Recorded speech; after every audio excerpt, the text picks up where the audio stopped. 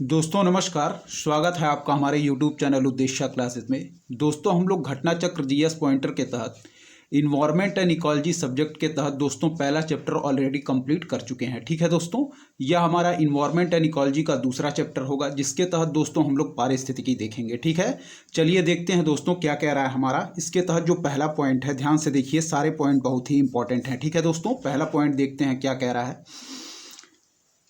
दोस्तों पहला पॉइंट कह रहा है कि 10% नियम दिया गया था। क्या है पहला जो पॉइंट है वह कह रहा है कि 10% नियम दिया गया था। ठीक है, तो इसका राइट आंसर हो जाएगा दोस्तों लिंडमैन के द्वारा। क्या है, 10% नियम दिया गया था दोस्तों लिंडमैन के द्वारा। ठीक है, दूसरा पॉइंट देखिए, कह रहा है कि 10% नियम के तहत क्या है, 10% नियम के तहत एक पोषण स्तर से दूसरे पोषण स्तर तक ऊर्जा का 10% भाग स्थानांतरित होता है। क्या है, 10% नियम के तहत एक पोषण स्तर से दूसरे पोषण स्तर तक ऊर्जा का 10% भाग स्थानांतरित होता है। ठीक है दोस्तों, चलिए तीसरा पॉइंट देखिए क्या कह रहा है।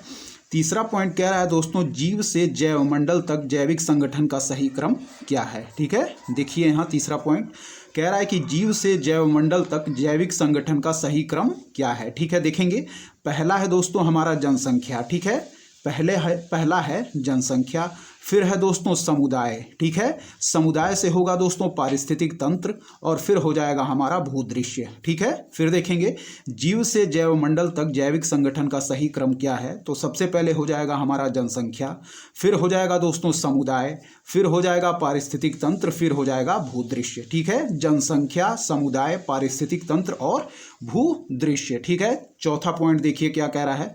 चौथा पॉइंट है दोस्तों स्वपोषी। ठीक है, स्वपोषी यानी कि स्वपोषणज स्तर पर उत्पादन को कहा जाता है। क्या है, स्वपोषी स्तर पर उत्पादन को कहा जाता है। तो इसका राइट आंसर हो जाएगा दोस्तों कि स्वपोषी स्तर पर उत्पादन को कहा जाता है प्राथमिक उत्पादकता। ठीक है, स्वपोषी स्तर पर उत्पादन को कहा जाता है प्राथमिक उत्पादकता। ठीक है दोस्तों, अगला पॉइंट देखिए क्या कह रहा है।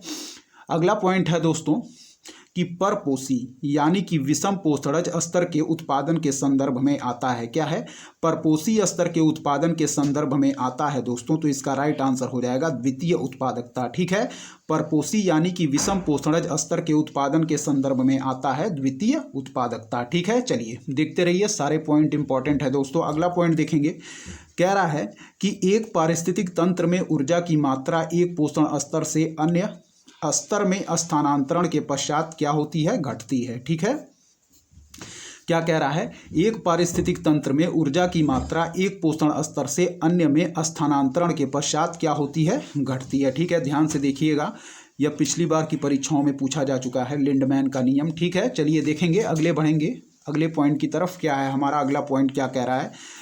कह रहा है कि कुछ कारणोंवश, क्या है, कुछ कारणोंवश यदि तितलियों की जाति की संख्या में बड़ी गिरावट होती है तो इसके जो संभावित परिणाम हो सकते हैं वे हैं। क्या है, कुछ कारणोंवश यदि तितलियों की जाति स्पीसीज की संख्या में बड़ी गिरावट होती है तो इससे जो संभावित परिणाम हो सकते हैं वे हैं।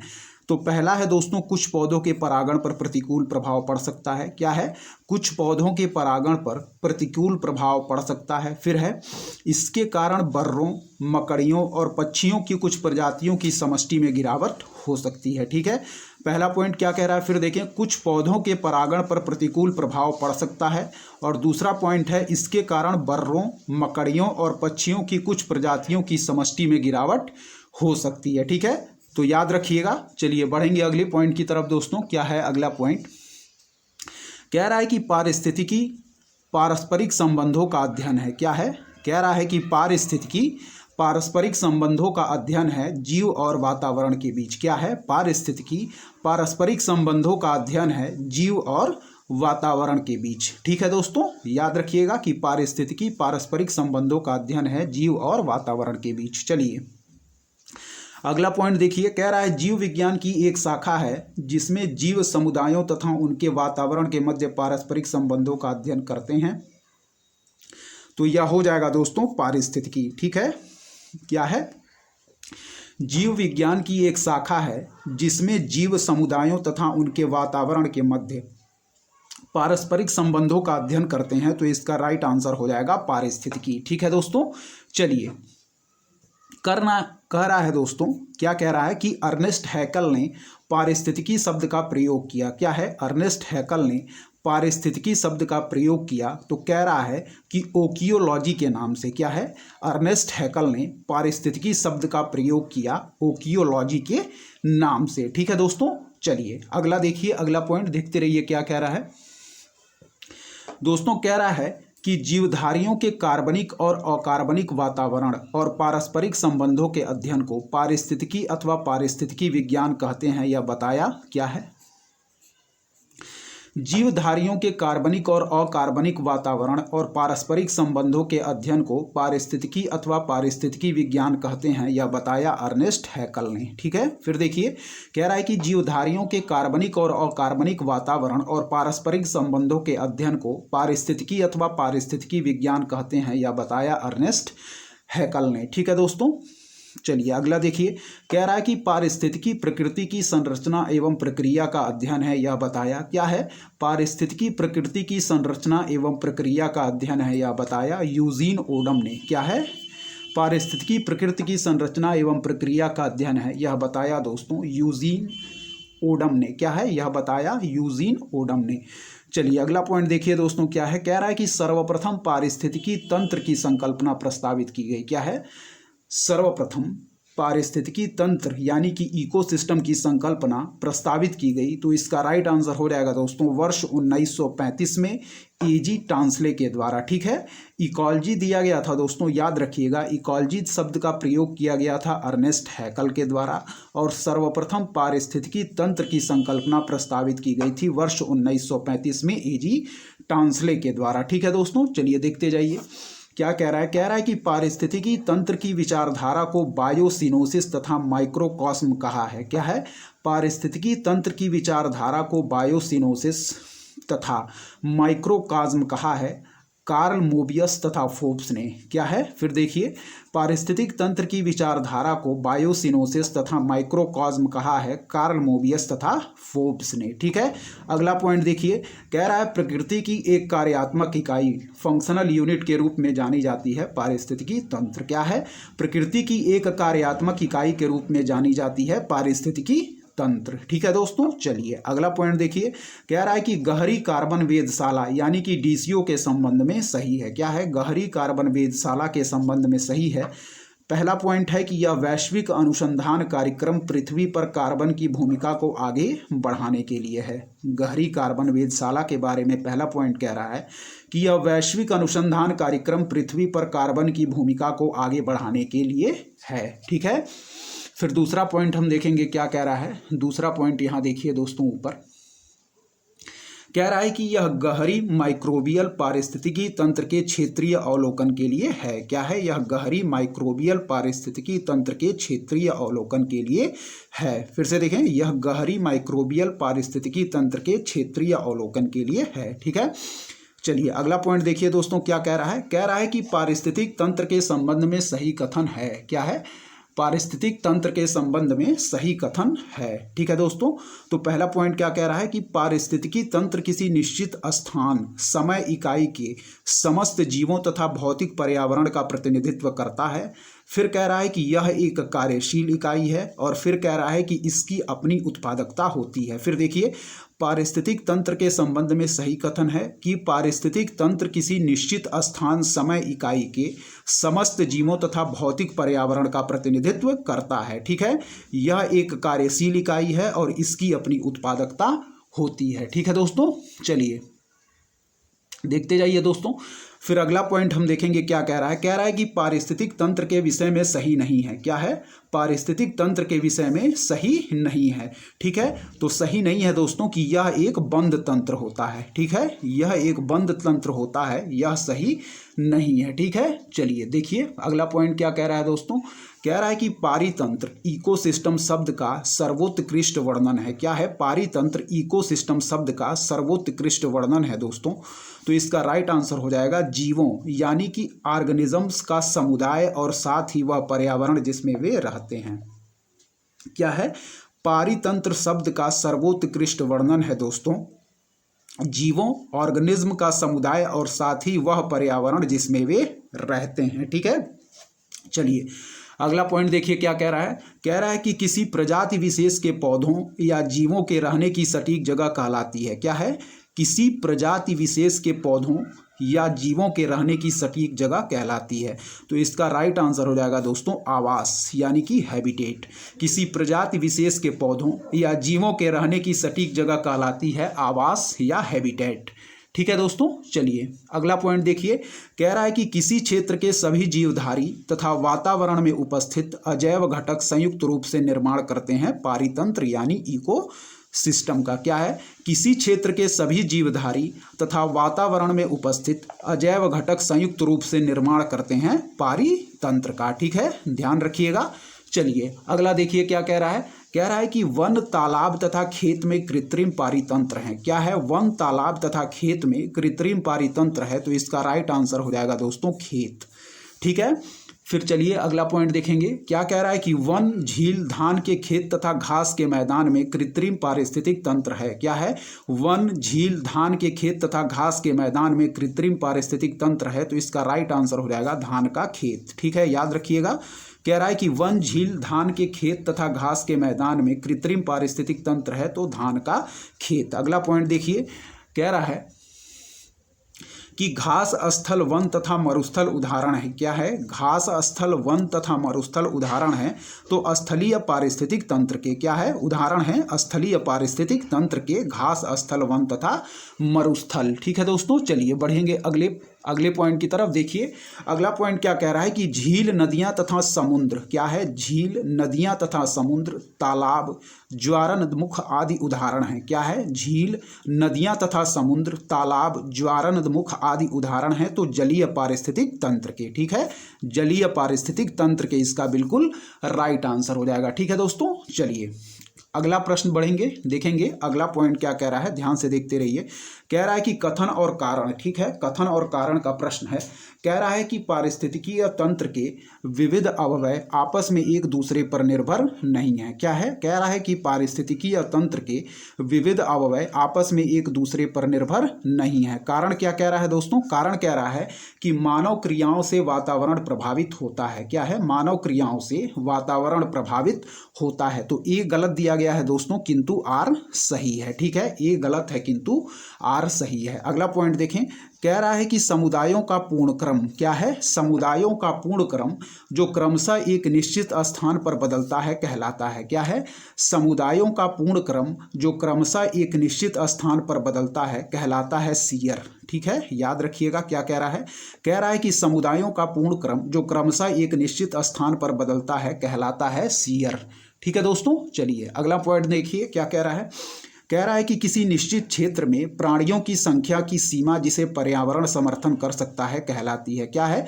किसी निश्चित क्षेत्र में प्राणियों की संख्या की सीमा जिसे पर्यावरण समर्थन कर सकता है कहलाती है वहन क्षमता। ठीक है, फिर देखिए कह रहा है किसी निश्चित क्षेत्र में प्राणियों की संख्या की सीमा जिसे पर्यावरण समर्थन कर सकता है कहलाती है वहन क्षमता। ठीक है दोस्तों, चलिए अगला पॉइंट देखिए क्या कह रहा है।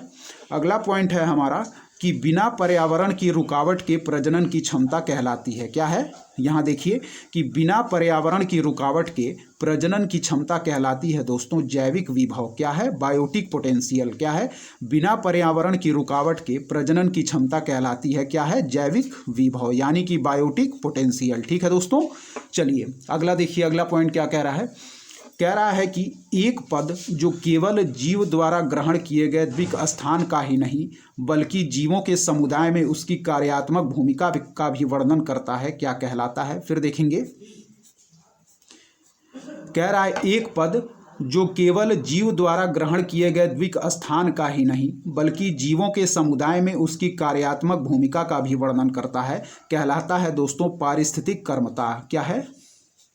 कह रहा है कि एक पद जो केवल जीव द्वारा ग्रहण किए गए द्विक स्थान का ही नहीं बल्कि जीवों के समुदाय में उसकी कार्यात्मक भूमिका का भी वर्णन करता है कहलाता है पारिस्थितिक कर्मता। ठीक है, चलिए अगले पॉइंट की तरफ बढ़ेंगे दोस्तों। क्या कह रहा है?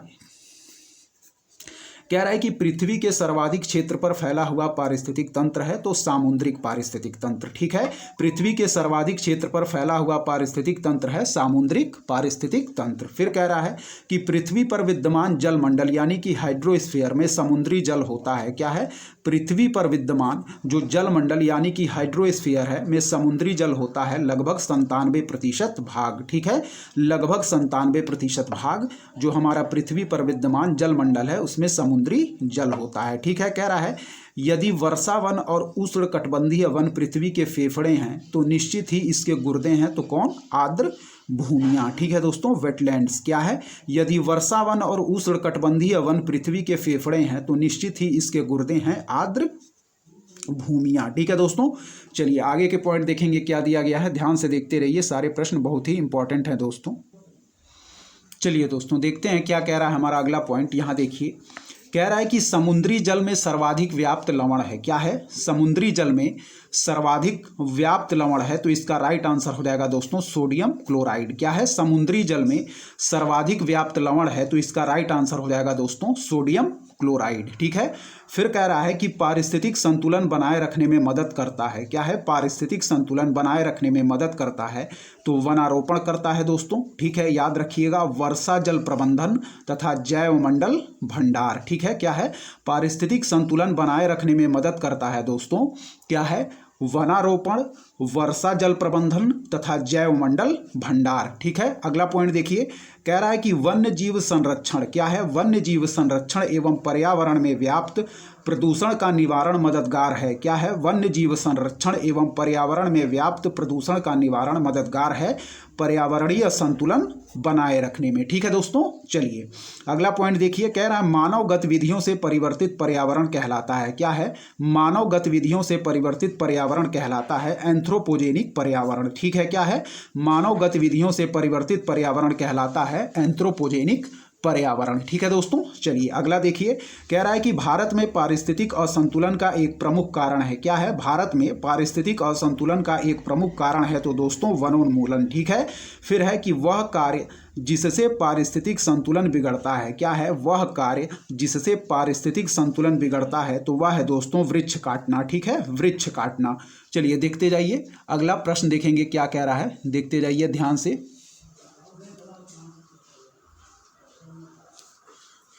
चलिए दोस्तों देखिए, कह रहा है कि रेगिस्तान में आवास करने वाले जानवर कहलाते हैं। क्या है, रेगिस्तान में आवास करने वाले जानवर कहलाते हैं दोस्तों तो मरुद्भिद जानवर। ठीक है, क्या है, मरुद्भिद जानवर रेगिस्तान में आवास करने वाले जानवर कहलाते हैं। ठीक है, अगला पॉइंट देखिए, कह रहा है कि पारिस्थितिक तंत्र इकोसिस्टम में उच्चतम पोषण स्तर का स्थान प्राप्त है। क्या है, पारिस्थितिक तंत्र इकोसिस्टम में उच्चतम पोषण स्तर का स्थान प्राप्त है तो इसका राइट आंसर हो जाएगा दोस्तों सर्वाहारी ओमनीवोरस को। ठीक है, सर्वाहारी ओमनीवोरस को पारिस्थितिक तंत्र इकोसिस्टम में उच्चतम पोषण स्तर का स्थान प्राप्त है सर्वाहारी ओमनीवोरस को। ठीक है, चलिए अगला पॉइंट देखिए, कह रहा है कि पारिस्थितिक तंत्र का एक जीवीय संगठक नहीं है। क्या है, पारिस्थितिक तंत्र का एक जीवीय संगठक नहीं है तो वह है दोस्तों हमारा वायु। ठीक है, क्या है, पारिस्थितिक तंत्र का एक जीवीय संगठक नहीं है तो वह है हमारा वायु। ठीक है, फिर देखिए, कह रहा है कि पारिस्थितिकी निकाय में ऊर्जा का प्राथमिक स्रोत है। क्या है, पारिस्थितिकी निकाय में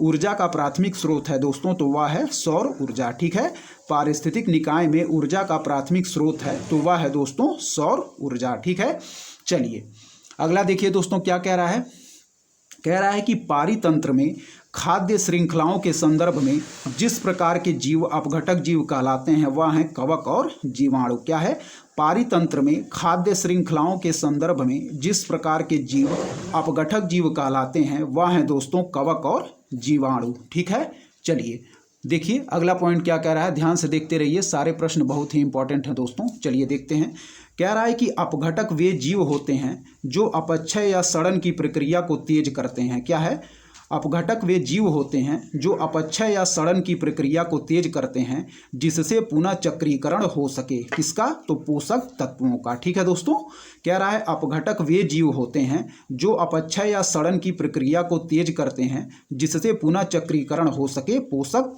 तत्वों का। ठीक है दोस्तों, चलिए अगला पॉइंट देखिए, कह रहा है कि निर्जीव कार्बनिक तत्वों को अकार्बनिक यौगिकों में तोड़ते हैं। क्या है? निर्जीव कार्बनिक तत्वों को अकार्बनिक यौगिकों में तोड़ते हैं, तो इसका राइट आंसर हो जाएगा अपघटक। ठीक है, निर्जीव कार्बनिक तत्वों को अकार्बनिक यौगिकों में तोड़ते हैं अपघटक। चलिए अगला देखिए, कह रहा है कि सूक्ष्म जीवों की एक विस्तृत किस्म जैसे फफूंद, जीवाणु, गोल कृमि, प्रोटोजोआ और केचुआ भूमिका अदा करते हैं। क्या है? सूक्ष्म जीवों की एक विस्तृत किस्म जैसे फफूंद, जीवाणु, गोल कृमि, प्रोटोजोआ और केचुआ भूमिका अदा करते हैं दोस्तों अपघटकों की। ठीक है, याद रखिएगा कि सूक्ष्म जीवों की एक विस्तृत किस्म जैसे फफूंद, जीवाणु, गोल कृमि, प्रोटोजोआ और केचुआ भूमिका अदा करते हैं अपघटकों की। ठीक है दोस्तों, चलिए देखते जाइए, सारे पॉइंट बहुत ही इंपॉर्टेंट है दोस्तों। चलिए देखते हैं अगला पॉइंट क्या कह रहा है। यहां देखिए, कह रहा है कि चींटी, हिरण, लोमड़ी तथा बाघ में प्राथमिक उपभोक्ता है। क्या है? चींटी, हिरण, लोमड़ी तथा बाघ में प्राथमिक उपभोक्ता है चींटी तथा हिरण। ठीक है दोस्तों, कह रहा है कि चींटी, हिरण, ठीक है, देखिए कह रहा है चींटी, हिरण, लोमड़ी तथा बाघ में प्राथमिक उपभोक्ता है दोस्तों, तो वह है चींटी तथा हिरण। ठीक है, फिर देखिए, कह रहा है कि किसी खाद्य श्रृंखला में मुख्यतः प्राथमिक उपभोक्ता की श्रेणी में आते हैं। क्या है? कह रहा है कि किसी खाद्य श्रृंखला में मुख्यतः प्राथमिक उपभोक्ता की श्रेणी में आते हैं, तो उसका राइट आंसर हो जाएगा दोस्तों शाकाहारी प्राणी। ठीक है दोस्तों, चलिए देखते जाइए। फिर कह रहा है कि चींटी, हिरण, लोमड़ी तथा बाघ में अपघटक तथा प्राथमिक उपभोक्ता दोनों की श्रेणी में आते हैं। कह रहा है कि चींटी, हिरण, लोमड़ी तथा बाघ में अपघटक तथा प्राथमिक उपभोक्ता दोनों की श्रेणी में आते हैं, तो चींटी। ठीक है, चींटी, हिरण, लोमड़ी तथा बाघ में दोस्तों अपघटक की भी श्रेणी में तथा प्राथमिक उपभोक्ता की भी श्रेणी में आते हैं, तो वह है हमारी चींटी। ठीक है दोस्तों, चलिए अगला पॉइंट देखिए, कह रहा है खाद्य श्रृंखला यानी कि फूड चेन में मानव है। क्या है? खाद्य श्रृंखला फूड चेन में मानव है दोस्तों प्राथमिक तथा द्वितीयक उपभोक्ता। क्या है? फूड चेन में दोस्तों मानव है प्राथमिक तथा द्वितीयक उपभोक्ता। ठीक है, फिर है कि वे जीवधारी जो अपना भोजन प्राथमिक उत्पादकों यानी कि हरे पौधों से प्राप्त करते हैं कहलाते हैं। क्या है? वे जीवधारी जो अपना भोजन प्राथमिक उत्पादकों हरे पौधों से प्राप्त करते हैं कहलाते हैं प्राथमिक उपभोक्ता। ठीक है, फिर देखिए क्या कह रहा है। कह रहा है दोस्तों कि खाद्य श्रृंखला फूड चेन में पादप, प्लवक, घास तथा वृक्ष हैं। क्या है? खाद्य श्रृंखला फूड चेन में पादप, प्लवक, घास तथा वृक्ष हैं प्राथमिक उत्पादक। ठीक है, फिर देखिए कह रहा है कि खाद्य श्रृंखला में पादप, प्लवक, घास तथा वृक्ष हैं प्राथमिक उत्पादक। फिर है, कह रहा है कि इकोसिस्टम के संबंध में सत्य है। कह रहा है कि उत्पादक प्राथमिक उपभोक्ता से अधिक हैं। क्या है? इकोसिस्टम के संबंध में सत्य है, उत्पादक प्राथमिक उपभोक्ता से अधिक हैं। ठीक है दोस्तों, फिर देखिए अगला पॉइंट, जैविक एवं अजैविक संगठकों के मध्य बिचौलिया का कार्य करते हैं। क्या है? जैविक एवं अजैविक संगठकों के मध्य बिचौलिया का कार्य करते हैं दोस्तों, तो उत्पादक। ठीक है, जैविक एवं अजैविक संगठकों के मध्य बिचौलिया का कार्य करते हैं उत्पादक। ठीक है, फिर कह रहा है कि एक पारिस्थितिक तंत्र के खाद्य श्रृंखला में जंतु, प्लवक, टिड्डे एवं गाय हैं। क्या है? एक पारिस्थितिक तंत्र के खाद्य श्रृंखला में जंतु, प्लवक, टिड्डे एवं गाय हैं, तो दोस्तों वह हैं हमारे प्राथमिक उपभोक्ता। ठीक है, फिर है कि एक पारिस्थितिक तंत्र के खाद्य श्रृंखला में पक्षी, मछलियां तथा भेड़ियां हैं। एक पारिस्थितिक तंत्र के खाद्य श्रृंखला में पक्षी, मछलियां तथा भेड़ियां हैं दोस्तों, तो द्वितीयक उपभोक्ता। ठीक है, एक पारिस्थितिक तंत्र के खाद्य श्रृंखला में पक्षी, मछलियां तथा भेड़ियां हैं दोस्तों, तो यह है हमारी द्वितीयक उपभोक्ता। ठीक है दोस्तों, चलिए अगला पॉइंट देखेंगे क्या है हमारा। चलिए दोस्तों देखेंगे, कह रहा है कि समुद्री वातावरण में मुख्य प्राथमिक उत्पादक होते हैं। क्या है? समुद्री वातावरण में मुख्य प्राथमिक उत्पादक होते हैं, तो फाइटोप्लैंक्टन्स। क्या है? समुद्री वातावरण में मुख्य प्राथमिक उत्पादक होते हैं फाइटोप्लैंक्टन्स। ठीक है, फिर अगला देखिए, कह रहा है कि पारिस्थितिक तंत्र के जैविक घटकों में उत्पादक घटक है। क्या है? पारिस्थितिक तंत्र के जैविक घटकों में दोस्तों उत्पादक घटक है तो हरे पौधे। ठीक है, पारिस्थितिक तंत्र के जैविक घटकों में उत्पादक घटक हैं दोस्तों हरे पौधे। ठीक है, चलिए अगला पॉइंट देखिए कि हरे पौधे सूर्य के प्रकाश का उपयोग करके अपना आहार स्वयं निर्मित करते हैं प्रकाश संश्लेषण की विधि द्वारा। ठीक है, चलिए, हरे पौधे सूर्य के प्रकाश का उपयोग करके अपना आहार स्वयं निर्मित करते हैं प्रकाश संश्लेषण विधि द्वारा। ठीक है दोस्तों, चलिए देखते जाइए, सारे पॉइंट इंपॉर्टेंट है। प्रथम पोषक स्तर के अंतर्गत आते हैं हरित पादप। क्या है? प्रथम पोषक स्तर के अंतर्गत आते हैं दोस्तों तो हरित पादप। ठीक है, फिर है पौधे हरे रंग के लवक क्लोरोफिल की सहायता से करते हैं क्या? प्रकाश संश्लेषण। ठीक है, पौधे हरे रंग के लवक क्लोरोफिल की सहायता से करते हैं दोस्तों प्रकाश संश्लेषण। ठीक है, चलिए अगला पॉइंट देखिए, कह रहा है कि जीवित घटकों में शामिल होने के कारण पारिस्थितिक तंत्र से संबंधित है। क्या है? जीवित घटकों में शामिल होने के कारण पारिस्थितिक तंत्र से संबंधित है हरे पौधे। ठीक है, क्या है? जीवित घटकों में शामिल होने के कारण पारिस्थितिक तंत्र से संबंधित हैं हरे पौधे। ठीक है, अगला देखिए, कह रहा है कि एक घास स्थलीय पारिस्थितिक तंत्र के खाद्य श्रृंखला में विभिन्न घटकों का सही क्रम है। क्या है? एक घास स्थलीय पारिस्थितिक तंत्र के खाद्य श्रृंखला में विभिन्न घटकों का सही क्रम है। तो पहला है दोस्तों घास। ठीक है, पहला है घास, फिर घास के बाद टिड्डा। ठीक है, घास के बाद टिड्डा, टिड्डा के बाद दोस्तों मेढक और मेढक के बाद सर्प। ठीक है, घास है दोस्तों उत्पादक, टिड्डा है प्राथमिक उपभोक्ता, मेढक है द्वितीयक उपभोक्ता और सर्प है तृतीयक उपभोक्ता। ठीक है, चलिए अगला पॉइंट देखिए क्या कह रहा है, ध्यान से देखते जाइए, सारे पॉइंट इंपॉर्टेंट हैं। यहाँ देखिए, कह रहा है कि ऐसे पदार्थ जिनके ऑक्सीकरण के पश्चात जीवधारियों को ऊर्जा प्राप्त होती है। क्या है? ऐसे पदार्थ जिनके ऑक्सीकरण के पश्चात जीवधारियों को ऊर्जा प्राप्त होती है कहे जाते हैं खाद्य। ठीक है, ऐसे पदार्थ जिनके ऑक्सीकरण के पश्चात जीवधारियों को ऊर्जा प्राप्त होती है कहे जाते हैं खाद्य। ठीक है, अगला पॉइंट देखिए, कह रहा है कि जीवों द्वारा ऊर्जा का प्रवाह होता है। क्या है? जीवों द्वारा ऊर्जा का प्रवाह होता है तो एक दिशीय यानी कि यूनिडायरेक्शनल। ठीक है, फिर कह रहा है कि आहार श्रृंखला का निर्माण करते हैं। क्या है? आहार श्रृंखला का निर्माण करते हैं तो घास, बकरी तथा मानव। आहार श्रृंखला का निर्माण करते हैं घास, बकरी तथा मानव। फिर अगला पॉइंट देखिए, कह रहा है कि जीव भार का पिरामिड। क्या है? जीव भार का पिरामिड जिस पारिस्थितिक तंत्र में उलट जाता है वह है तालाब अथवा समुद्र यानी कि जलीय पारिस्थितिक तंत्र। ठीक है, कह रहा है कि जीव भार का पिरामिड जिस पारिस्थितिक तंत्र में उलट जाता है वह है तालाब अथवा समुद्र का पारिस्थितिक तंत्र यानी कि जलीय पारिस्थितिक तंत्र। ठीक है दोस्तों, चलिए बढ़ते जाइए, देखते जाइए, सारे पॉइंट इंपॉर्टेंट है दोस्तों, पूर्व वर्ष की परीक्षाओं में सारे पॉइंट पूछे गए हैं। चलिए, कह रहा है कि पारिस्थितिकीय तंत्र के विभिन्न स्तरों के प्रति इकाई क्षेत्र में उपस्थित जीव भार के रेखा चित्रीय निरूपण को कहते हैं जीव भार का पिरामिड। क्या कह रहा है दोस्तों कि पारिस्थितिकीय तंत्र के विभिन्न स्तरों के प्रति इकाई क्षेत्र में उपस्थित जीव भार के रेखा चित्रीय निरूपण को कहते हैं दोस्तों जीव भार का पिरामिड। फिर देखिए, पारिस्थितिकीय तंत्र के विभिन्न स्तरों के प्रति इकाई क्षेत्र में उपस्थित जीव भार के रेखा चित्रीय निरूपण को कहते हैं दोस्तों जीव भार का पिरामिड। ठीक है, चलिए, कह रहा है दोस्तों कि स्थलीय पारिस्थितिकीय तंत्र में जीव भार का पिरामिड होता है। क्या है? स्थलीय पारिस्थितिकीय तंत्र में जीव भार का पिरामिड होता है सीधा। ठीक है, याद रखिएगा, अपराइट। स्थलीय पारिस्थितिकीय तंत्र में जीव भार का पिरामिड होता है दोस्तों सीधा यानी कि अपराइट। ठीक है, फिर देखिए, कह रहा है कि एक घास स्थलीय पारिस्थितिक तंत्र। क्या है? एक घास स्थलीय पारिस्थितिकी तंत्र यानी कि घास, टिड्डा, मेढक, सर्प में डीडीटी का समावेश होने के बाद, ठीक है, डीडीटी का समावेश होने के बाद, चलिए दोस्तों देखिए, कह रहा है कि एक घास स्थलीय पारिस्थितिकी तंत्र घास, टिड्डा, मेढक, सर्प में डीडीटी का समावेश होने के बाद जिस एक जीव में उसका संभवतः अधिकतम सांद्रण प्रदर्शित होगा वह है सांप। ठीक है, क्या है कि एक घास स्थलीय पारिस्थितिक तंत्र यानी कि घास, टिड्डा, मेढक, सर्प में डीडीटी का समावेश होने के बाद जिस एक जीव में उसका संभवतः अधिकतम सांद्रण प्रदर्शित होगा वह है दोस्तों सांप। ठीक है, चलिए देखिए अगला पॉइंट, कह रहा है कि जब कुछ प्रदूषक आहार श्रृंखला के साथ सांद्रता में बढ़ते जाते हैं और ऊतकों में जमा हो जाते हैं तो इस घटना को कहा जाता है जैविक आवर्धन यानी कि बायोमैग्निफिकेशन। क्या है?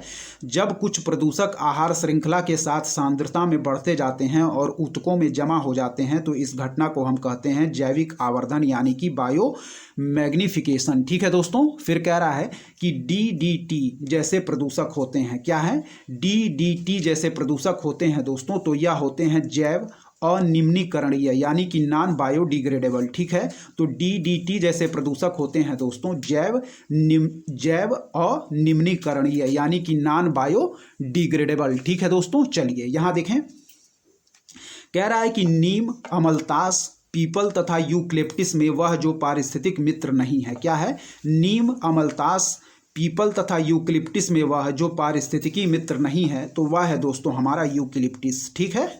फिर है अगला पॉइंट देखें, कह रहा है यूकलिप्टिस को उसकी अत्यधिक जल ग्रहण शक्ति के कारण घोषित किया गया है पर्यावरण शत्रु। ठीक है। क्या है? यूकलिप्टिस को उसकी अत्यधिक जल ग्रहण शक्ति के कारण घोषित किया गया है दोस्तों पर्यावरण शत्रु। ठीक है। चलिए यह अगला पॉइंट देखिए, कह रहा है कि वृक्ष जो पर्यावरणीय संकट माना जाता है। क्या है? वृक्ष जो पर्यावरणीय संकट माना जाता है वह है दोस्तों यूकलिप्टिस। ठीक है। फिर है लैंटिक आवास का उदाहरण है। क्या है? लैंटिक आवास का उदाहरण है दोस्तों तालाब एवं दलदल। ठीक है। लैंटिक आवास का उदाहरण है दोस्तों तालाब एवं दलदल। ठीक है, याद रखिएगा। फिर कह रहा है कि लिम्नेटिक क्षेत्र में पादप प्लवक की अधिकता में होती है। क्या है? लिम्नेटिक क्षेत्र में पादप प्लवक की अधिकता में होती है वृद्धि। ठीक है। फिर अगला देखिए, कह रहा है कि लिम्नेटिक क्षेत्र होता है पानी का खुला क्षेत्र। क्या है? लिम्नेटिक क्षेत्र होता है दोस्तों तो पानी का खुला क्षेत्र। यहां से फिर देख लीजिए, लैंटिक आवास का उदाहरण है तालाब एवं दलदल।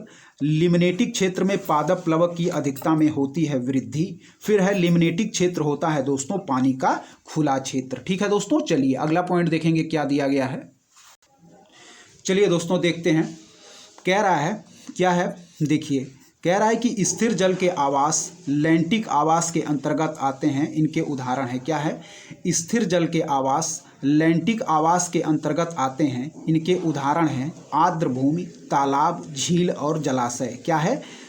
स्थिर जल के आवास जो हैं वह लैंटिक आवास के अंतर्गत आते हैं। इनके उदाहरण हैं दोस्तों तो आर्द्र भूमि, तालाब, झील और जलाशय। ठीक है। चलिए अगला पॉइंट देखिएगा क्या है, कह रहा है बहते जल के आवास लोटिक आवास कहे जाते हैं जैसे नदी। ठीक है। बहते जल के आवास जो हैं वह लोटिक आवास कहे जाते हैं जैसे नदी। ठीक है। यहाँ देखिए क्या कह रहा है, कह रहा है कि बहते जल के आवास लोटिक आवास कहे जाते हैं जैसे नदी। ठीक है। चलिए अगला पॉइंट देखिए क्या है, कह रहा है दो भिन्न समुदायों के बीच संक्रांति क्षेत्र कहलाता है। ठीक है, याद रखिएगा यह परीक्षा में पूछा गया है। कह रहा है दो भिन्न समुदायों के बीच का संक्रांति क्षेत्र कहलाता है तो इकोटोन कहा जाता है। ठीक है, दो भिन्न समुदायों के बीच का संक्रांति क्षेत्र कहलाता है इकोटोन। फिर है सर्वाधिक अस्थायी पारिस्थितिक तंत्र है तो सर्वाधिक अस्थायी पारिस्थितिक तंत्र है दोस्तों महासागर। ठीक है, सर्वाधिक अस्थायी पारिस्थितिक तंत्र है दोस्तों वह है हमारा महासागर। ठीक है। फिर देखिए कह रहा है कि वन, घास के मैदान, रेगिस्तान तथा समुद्री में से सबसे अस्थायी पारिस्थितिक तंत्र है तो वह है दोस्तों समुद्री पारिस्थितिक तंत्र। क्या है? वन, घास के मैदान, रेगिस्तान तथा समुद्री में सबसे अस्थायी पारिस्थितिक तंत्र है तो वह है हमारा समुद्री पारिस्थितिक तंत्र। ठीक है दोस्तों। चलिए अगला देखिए, कह रहा है कि जल मंडल, जीवोम, स्थल मंडल और जैव मंडल में से कौन सा पृथ्वी का सबसे वृहद पारिस्थितिक तंत्र है? क्या है? जल मंडल, जीवोम, स्थल मंडल और जैव मंडल में से कौन सा पृथ्वी का सबसे वृहद पारिस्थितिक तंत्र है तो वह है दोस्तों हमारा जैव मंडल। ठीक है। चलिए अगला देखिए, कह रहा है कि पारिस्थितिक तंत्र में तत्वों के चक्रण को कहते हैं। क्या है? पारिस्थितिक तंत्र में तत्वों के चक्रण को कहते हैं तो इसका राइट आंसर हो जाएगा दोस्तों जैव भू रासायनिक चक्र। क्या है? पारिस्थितिक तंत्र में तत्वों के चक्रण को कहते हैं दोस्तों जैव भू रासायनिक चक्र। ठीक है। अगला पॉइंट देखिए, कह रहा है कि जल चक्र को ओडम ने सम्मिलित किया है। क्या है? जल चक्र को ओडम ने सम्मिलित किया है तो इसका राइट आंसर हो जाएगा दोस्तों गैसीय चक्र में। ठीक है, इसका राइट आंसर हो जाएगा गैसीय चक्र में। ठीक है। अगला देखिए, कह रहा है कि पारिस्थितिक संतुलन के संबंध में सही नहीं है। क्या है? पारिस्थितिक संतुलन के संबंध में सही नहीं है। क्या है? तो इसका हो जाएगा राइट आंसर औद्योगिक प्रबंधन। क्या है? पारिस्थितिकी संतुलन से संबंध नहीं है तो औद्योगिक प्रबंधन का। ठीक है, पारिस्थितिक संतुलन से संबंध नहीं है औद्योगिक प्रबंधन का। ठीक है। फिर देखिए कि पारिस्थितिकी अस्थायी मितव्ययिता है यह जिस आंदोलन का नारा है। क्या है? पारिस्थितिकी अस्थायी मितव्ययिता है तो यह जिस आंदोलन का नारा है वह है दोस्तों चिपको आंदोलन। ठीक है, पारिस्थितिकी अस्थायी मितव्ययिता है यह जिस आंदोलन का नारा है वह है चिपको आंदोलन। ठीक है दोस्तों यदि आपको हमारा कंटेंट पसंद आ रहा है तो हमारे चैनल उद्देश्य क्लासेस को जरूर सब्सक्राइब करें, लाइक करें, अपने दोस्तों के बीच शेयर करें और ऐसे ही पढ़ते रहें। दोस्तों देखते हैं अगला पॉइंट क्या है। कह रहा है दोस्तों नर्मदा नदी के ऊपर बनाई जा रही बहुउद्देशीय बांध परियोजना को रोकने के लिए चलाया गया आंदोलन है नर्मदा बचाओ आंदोलन। ठीक है, कह रहा है नर्मदा नदी के ऊपर बनाई जा रही बहुउद्देशीय बांध परियोजना को रोकने के लिए चलाया गया आंदोलन है नर्मदा बचाओ आंदोलन। ठीक है, चलिए यहाँ देखिए कह रहा है कि दक्षिण भारत का पर्यावरण संरक्षण से संबंधित आंदोलन है। क्या है? दक्षिण भारत का पर्यावरण संरक्षण से संबंधित आंदोलन है दोस्तों, तो एपिको आंदोलन। ठीक है, क्या है? दक्षिण भारत का पर्यावरण संरक्षण से संबंधित आंदोलन है दोस्तों एपिको आंदोलन। ठीक है, चलिए अगला देखिए कह रहा है कि चिपको आंदोलन संबंधित है तो पादप संरक्षण से। क्या है? चिपको आंदोलन संबंधित है दोस्तों पादप संरक्षण से। ठीक है, चलिए देखते जाइए अगला पॉइंट है, कह रहा है कि जीवमंडल उदाहरण है। क्या है? जीवमंडल उदाहरण है तो एक खुले विवरित तंत्र का। क्या है? जीवमंडल उदाहरण है एक खुले विवरित तंत्र का। ठीक है, अगला पॉइंट देखिए कि स्थलीय पारिस्थितिकी तंत्र के प्रमुख उपभाग हैं। क्या है? स्थलीय पारिस्थितिकी तंत्र के प्रमुख उपभाग हैं दोस्तों, तो पर्वत पारिस्थितिकी तंत्र, निम्न स्थलीय पारिस्थितिकी तंत्र एवं अर्ध शुष्क पारिस्थितिकी तंत्र। ठीक है, क्या है? स्थलीय पारिस्थितिकी तंत्र के प्रमुख उपभाग हैं दोस्तों, तो पर्वत पारिस्थितिकी तंत्र, निम्न स्थलीय पारिस्थितिकी तंत्र एवं अर्ध शुष्क पारिस्थितिकी तंत्र। याद रखिएगा कि स्थलीय पारिस्थितिकी तंत्र के प्रमुख उपभाग हैं पर्वत पारिस्थितिकी तंत्र, निम्न स्थलीय पारिस्थितिकी तंत्र एवं अर्ध शुष्क पारिस्थितिकी तंत्र। ठीक है, अगला देखिए कह रहा है कि सर्वाधिक स्थिर पारिस्थितिकी तंत्र है तो सागरीय पारिस्थितिकीय तंत्र। क्या है? सर्वाधिक स्थिर पारिस्थितिकीय तंत्र है तो सागरीय पारिस्थितिकी तंत्र। ठीक है दोस्तों, फिर है अगला देखिए कह रहा है कि पारिस्थितिकी तंत्र से संबंधित प्रमुख कथन है। क्या है? पारिस्थितिकी तंत्र से संबंधित प्रमुख कथन है तो पारिस्थितिकी तंत्र शब्द का प्रयोग। क्या है? पारिस्थितिकी तंत्र यानी कि इकोसिस्टम शब्द का प्रयोग सर्वप्रथम एजी टांसले ने किया था। क्या है? पारिस्थितिकी तंत्र शब्द का प्रयोग सर्वप्रथम एजी टांसले ने किया था। ठीक है, फिर कह रहा है कि जो जीव अपना भोजन स्वयं उत्पादित करते हैं उन्हें स्वपोषित यानी कि ऑटोट्रॉप्स कहते हैं। ठीक है, कह रहा है कि पारिस्थितिकी तंत्र से संबंधित प्रमुख कथन हैं तो पारिस्थितिकी तंत्र शब्द का प्रयोग सर्वप्रथम एजी टांसले ने किया था, यह बिल्कुल सही है। फिर कह रहा है कि जो जीव अपना भोजन स्वयं उत्पादित करते हैं उन्हें स्वपोषित यानी ऑटोट्रॉप्स कहते हैं। ठीक है, अगला देखिए कह रहा है कि वर्ष 1935 में पारिस्थितिकी तंत्र का शब्द का प्रयोग सर्वप्रथम किया गया। क्या है? वर्ष 1935 में पारिस्थितिकी तंत्र यानी कि इकोसिस्टम शब्द का प्रथम प्रयोग किया गया। चलिए देखिए दोस्तों कह रहा है कि वर्ष 1935 में पारिस्थितिकी तंत्र शब्द का प्रथम प्रयोग किया गया एजी टांसले द्वारा। क्या है? वर्ष 1935 में पारिस्थितिकी तंत्र शब्द का प्रयोग प्रथम बार किया गया तो वह है दोस्तों एजी टांसले के द्वारा। ठीक है, इकोसिस्टम शब्द का प्रयोग। अगला पॉइंट देखिए कह रहा है कि सूक्ष्म जीव। क्या है?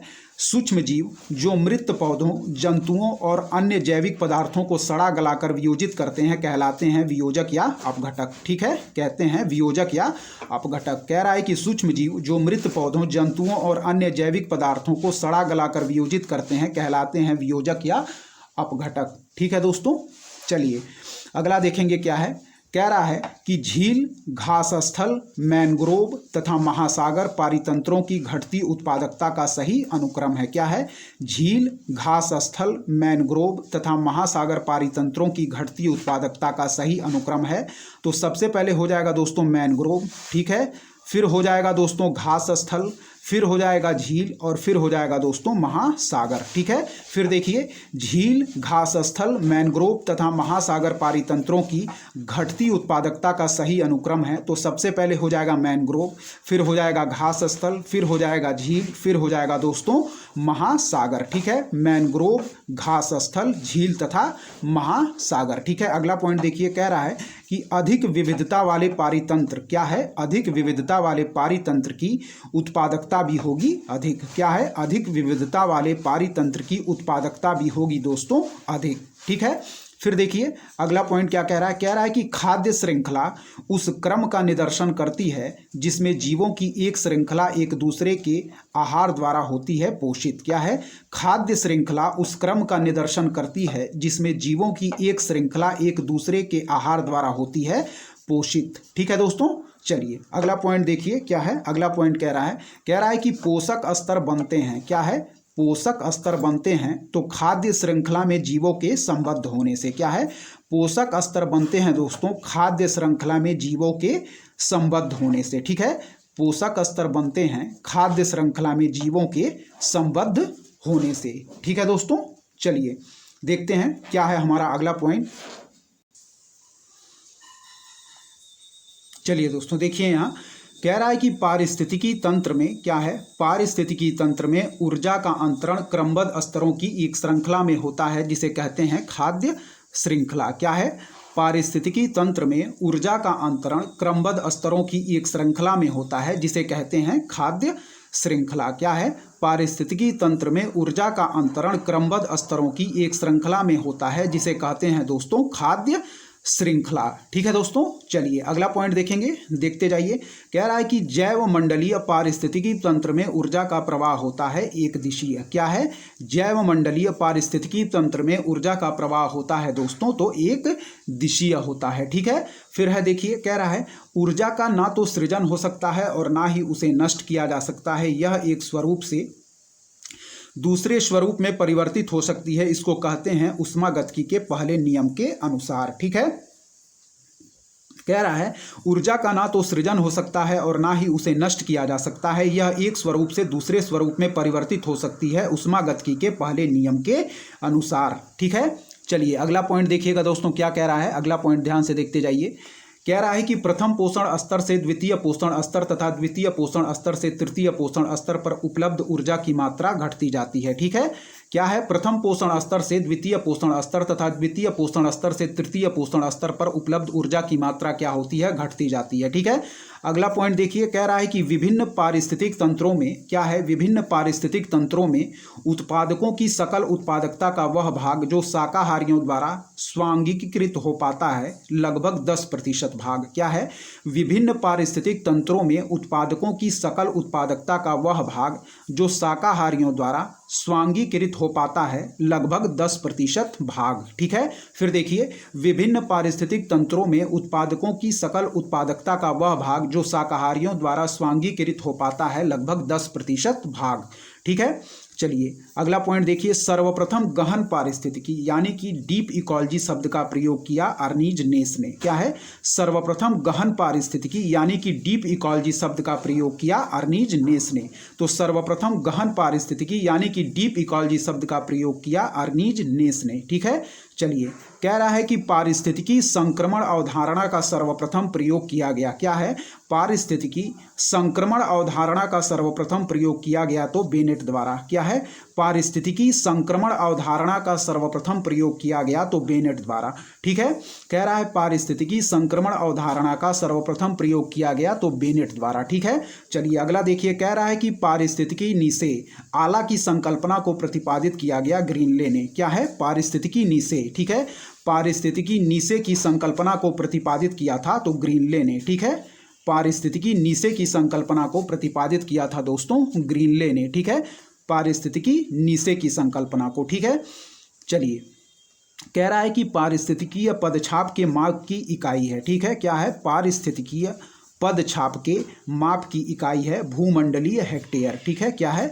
पारिस्थितिकीय पदछाप के माप की इकाई है भूमंडलीय हेक्टेयर। ठीक है दोस्तों, चलिए देखिए, कह रहा है कि एक मनुष्य के जीवन को पूर्ण रूप से धारणीय करने के लिए आवश्यक न्यूनतम भूमि को कहते हैं पारिस्थितिकीय पदछाप। क्या है?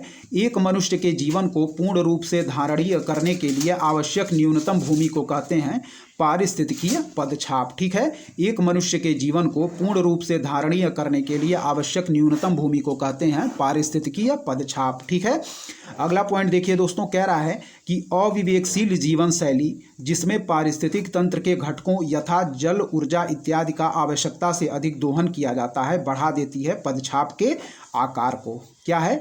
अविवेकशील जीवन शैली जिसमें पारिस्थितिक तंत्र के घटकों यथा जल, ऊर्जा इत्यादि की आवश्यकता से अधिक दोहन किया जाता है बढ़ा देती है पदछाप के आकार को। ठीक है, चलिए देखिए अगला पॉइंट क्या कह रहा है। कह रहा है कि कार्बन के सामाजिक मूल्य पद से क्या आशय है। कह रहा है कि कार्बन के सामाजिक मूल्य पद से क्या आशा है? तो प्रदत्त वर्ष में 1 टन CO2 के उत्सर्जन से होने वाली दीर्घकालीन क्षति क्या है? कार्बन के सामाजिक मूल्य पद से क्या आशय है? तो प्रदत्त वर्ष में 1 टन CO2 के उत्सर्जन से होने वाली दीर्घकालीन क्षति। कार्बन के सामाजिक मूल्य पद से आशय है प्रदत्त वर्ष में 1 टन CO2 के उत्सर्जन से होने वाली दीर्घकालीन क्षति। ठीक है, चलिए यहाँ देखिए क्या कह रहा है कि सही सुमेलन है। तो वन्य जीव संरक्षण अधिनियम लाया गया था दोस्तों 1972 में। वन्य जीव संरक्षण अधिनियम 1972 में। प्रोजेक्ट टाइगर है दोस्तों हमारा 1973 का। प्रोजेक्ट हाथी है दोस्तों हमारा 1992 का। और जैव विविधता अधिनियम है 2002 का। बायोडाइवर्सिटी एक्ट है 2002 का। फिर से देखिए कह रहा है कि वन्य जीव संरक्षण अधिनियम है 1972 का। प्रोजेक्ट टाइगर है 1973 का। प्रोजेक्ट हाथी है 1992 का। और जैव विविधता अधिनियम है दोस्तों 2002 का। ठीक है, यहाँ कह रहा है कि भारतीय वन्य जीव संरक्षण अधिनियम लागू किया गया। क्या है? भारतीय वन्य जीव संरक्षण अधिनियम लागू किया गया दोस्तों। तो इसका राइट आंसर हो जाएगा वर्ष 1972 में। ठीक है, कह रहा है कि भारतीय वन्य जीव संरक्षण अधिनियम लागू किया गया। तो इसका राइट आंसर हो जाएगा दोस्तों वर्ष 1972 में। ठीक है, अगला पॉइंट देखिए कह रहा है कि पर्यावरण संरक्षण अधिनियम पर्यावरण के संरक्षण एवं सुधार के लिए पारित किया गया। क्या है? पर्यावरण संरक्षण अधिनियम पर्यावरण के संरक्षण एवं सुधार के लिए पारित किया गया। तो इसका राइट आंसर हो जाएगा दोस्तों वर्ष 1986 में। ठीक है, अगला पॉइंट देखिए कह रहा है कि जनजातियों एवं अन्य पारंपरिक वन निवासियों के वन अधिकारों को मान्यता अधिनियम पारित किया गया दिसंबर 2006 में। ठीक है, क्या कह रहा है? कह रहा है कि जनजातियों एवं अन्य पारंपरिक वन निवासियों के वन अधिकारों को मान्यता अधिनियम पारित किया गया दिसंबर 2006 में। ठीक है, फिर देखिए कह रहा है कि जनजातियों एवं अन्य पारंपरिक वन निवासियों के वन अधिकारों को मान्यता अधिनियम पारित किया गया तो दिसंबर 2006 में। ठीक है दोस्तों, चलिए अगला देखिए कह रहा है कि वन संरक्षण अधिनियम पारित किया गया। क्या है? वन संरक्षण अधिनियम पारित किया गया तो वर्ष 1980 में। ठीक है, वन संरक्षण अधिनियम पारित किया गया वर्ष 1980 में। ठीक है, फिर देखिए कह रहा है कि मिलेनियम इकोसिस्टम असेसमेंट पारिस्थितिक तंत्र की सेवाओं के प्रमुख वर्गों का वर्णन करता है। क्या है? मिलेनियम इकोसिस्टम असेसमेंट पारिस्थितिक तंत्र की सेवाओं के प्रमुख वर्गों का वर्णन करता है। तो कौन कौन सी? तो वह है दोस्तों हमारा व्यवस्था, समर्थन, नियंत्रण, संरक्षण और सांस्कृतिक। ठीक है, फिर देखिए मिलेनियम इकोसिस्टम असेसमेंट पारिस्थितिक तंत्र की सेवाओं के प्रमुख वर्गों का वर्णन करता है। तो व्यवस्था, समर्थन, नियंत्रण, संरक्षण और सांस्कृतिक। ठीक है दोस्तों, और ऊपर देख लीजिए कि वन संरक्षण अधिनियम पारित किया गया था वर्ष 1980 में। फिर है जनजातियों एवं अन्य पारंपरिक वन निवासियों के वन अधिकारों को मान्यता अधिनियम पारित किया गया दिसंबर 2006 में। ठीक है दोस्तों, याद रखिएगा, इसको एक बार और देख लीजिए कि मिलेनियम इकोसिस्टम असेसमेंट पारिस्थितिक तंत्र की सेवाओं के प्रमुख वर्गों का वर्णन करता है। व्यवस्था, समर्थन, नियंत्रण, संरक्षण और सांस्कृतिक। ठीक है दोस्तों, तो इस वीडियो में यहीं तक। बाकी बचे हुए पार्ट को दोस्तों एक वीडियो और आएगी जिसमें हम लोग इसके पूरे पार्ट को पूरी तरीके से कंप्लीट कर लेंगे। ठीक है दोस्तों, तो यदि आपको हमारा कंटेंट पसंद आ रहा है तो हमारे चैनल उद्देश्य क्लासेस को जरूर सब्सक्राइब करें, लाइक करें और अपने दोस्तों के बीच शेयर करें और ऐसे ही पढ़ते रहें। धन्यवाद, जय हिंद।